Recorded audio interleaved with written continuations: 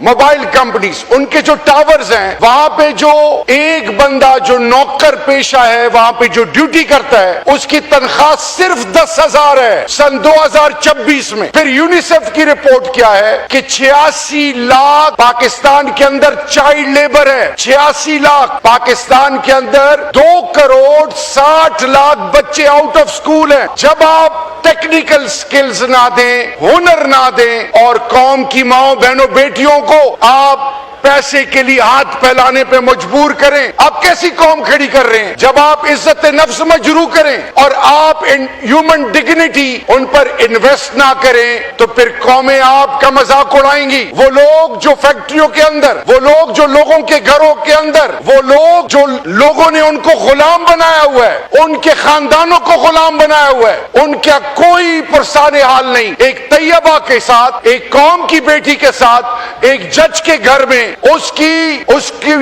کو مارا جاتا تھا، اس کو ٹارچر کیا جاتا تھا.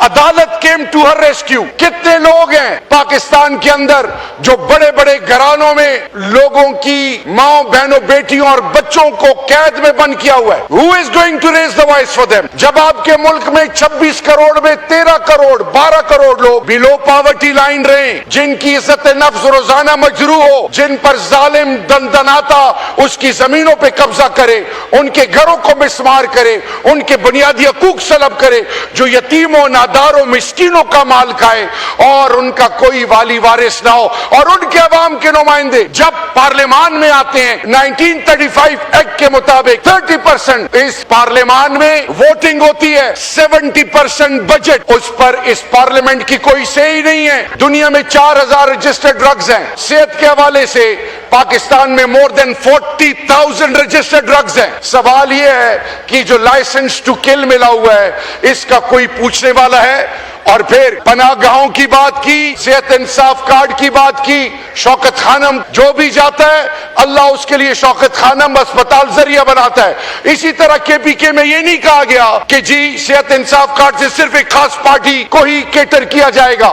خدا کے لیے لوگوں کے والدین ایسی بیماریوں میں مبتلا ہیں کہ وہ علاج نہیں کر سکتے، ان کے سامنے ماں باپ سسک کے مر رہے ہوتے ہیں اور وہ ہیلپ لیس ہوتے ہیں.